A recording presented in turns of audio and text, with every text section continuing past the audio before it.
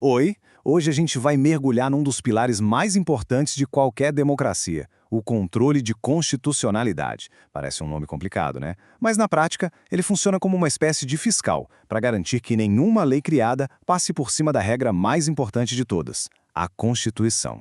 Pois é, parece uma pergunta estranha. Afinal, o trabalho dos políticos eleitos é justamente criar leis, certo?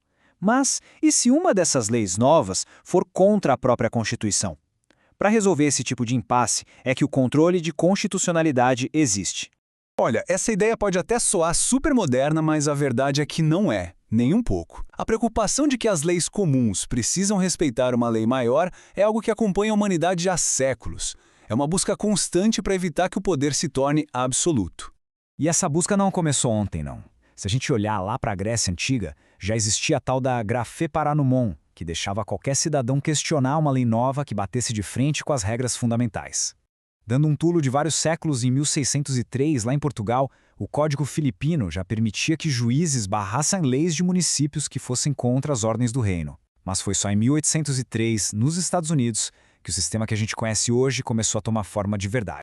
E é aí que a história fica boa. Porque esse sistema moderno não nasceu de uma discussão teórica num ambiente calmo, não. Nasceu foi no meio de uma briga política daquelas, uma das mais tensas da história dos Estados Unidos. Uma confusão que, quase sem querer, acabou definindo o poder do judiciário para sempre. Vamos entender esse caso.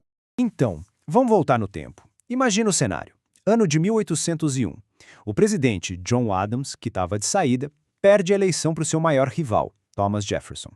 Nos últimos dias de governo, Adams e seu partido resolvem fazer uma manobra arriscada para tentar manter alguma influência na máquina pública que estava prestes a virar chave. E qual foi a jogada? Adams aprovou uma lei que criava um monte de cargos novos para juízes. Aí, numa correria danada, ele começou a nomear aliados do partido dele para essas vagas. Eles ficaram conhecidos como os juízes da meia-noite. O problema? Na confusão, o secretário de Estado da época, um cara chamado John Marshall, não conseguiu entregar os documentos de nomeação para todo mundo. Assim que o novo presidente, Jefferson, assumiu, a primeira ordem dele para o seu novo secretário, James Madison, foi bem clara: não entregue os papéis que faltam. E claro, um dos juízes que ficou a ver navios, William Marbury, não deixou barato e processou o governo. Marbury entrou com uma ação com um nome bem complicado, Right of Mandamus. Mas calma, a ideia por trás é bem simples. É basicamente um pedido para que um tribunal ordene que uma autoridade pública, no caso o Madison, cumpra o seu dever, ou seja, entregue a minha nomeação.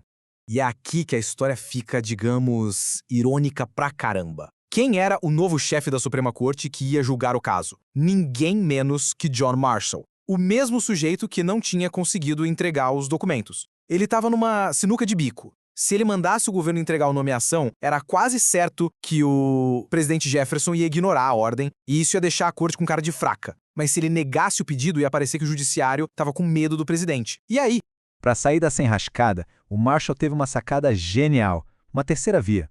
Ele baseou a decisão dele num princípio que parecia óbvio, mas que nunca tinha sido afirmado daquele jeito.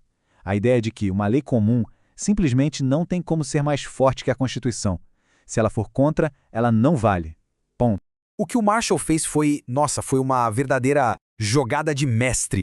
Ele disse o seguinte: olha, Marbury, em tese você tem direito ao cargo, sim. Porém, ele argumentou que a própria lei que permitiu que o Marbury processasse o governo direto na Suprema Corte era inconstitucional. Então, na prática, o Marbury perdeu o cargo. Mas com essa decisão, a Suprema Corte ganhou algo infinitamente maior: o poder de dizer que uma lei aprovada pelo Congresso era inválida. Foi um ganho monumental para o judiciário. Então, essa decisão do Marshall basicamente criou o que a gente chama de modelo americano de controle. Mas o mundo não parou por aí, né? Outros países olharam para isso e pensaram, interessante, mas será que não tem outro jeito de fazer? E aí, especialmente na Europa, com a Áustria na liderança, surgiu um modelo bem diferente para resolver o mesmo problema. As diferenças são bem grandes e mudam tudo na prática. No modelo americano, qualquer juiz, em qualquer caso concreto, pode deixar de aplicar uma lei se achar que ela é inconstitucional. A decisão vale só para aquele caso. Já no modelo austríaco ou kelseniano, a coisa é concentrada. Existe um único tribunal constitucional, um especialista no assunto. Ele pode analisar uma lei em tese, sem precisar de uma briga específica. E quando esse tribunal decide que uma lei é inconstitucional, a decisão tem um efeito que os juristas chamam de erga omnes, uma expressão em latim que significa vale para todo mundo. A lei é basicamente riscada do mapa de uma vez por todas. Ok. Depois dessa aula de história e de teoria, no fim das contas, por que isso tudo é tão importante hoje em dia? A resposta é até que bem simples. O controle de constitucionalidade é o guardião das regras do jogo democrático. Pensa nele como o árbitro de uma partida de futebol. É ele que garante que a Constituição não seja só um documento bonito na estante. Ele funciona como um freio de arrumação, impedindo que o poder executivo ou legislativo, mesmo eleitos pela maioria, passem dos limites. E talvez o mais fundamental, ele protege os direitos de todo mundo, principalmente de grupos minoritários, garantindo que as regras básicas da convivência em sociedade sejam sempre respeitadas. E para fechar, fica uma reflexão. Esse sistema todo, por mais essencial que seja, cria uma tensão que nunca vai embora na democracia.